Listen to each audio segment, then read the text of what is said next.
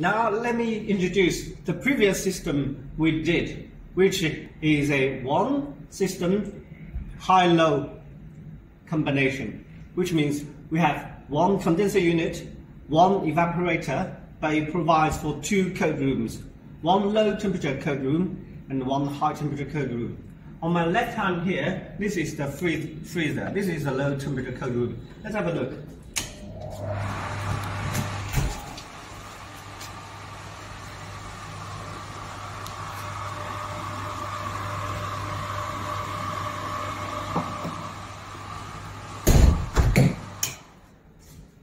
And on my right hand here, this is the chiller. Let's go inside and see how it works.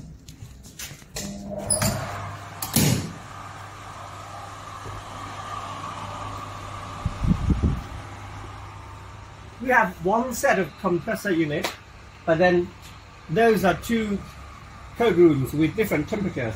The things we did is we used two extractor fans to transport cold air between those two rooms. So that's how we use just only one set of compressor units to provide for two cold rooms with different temperatures.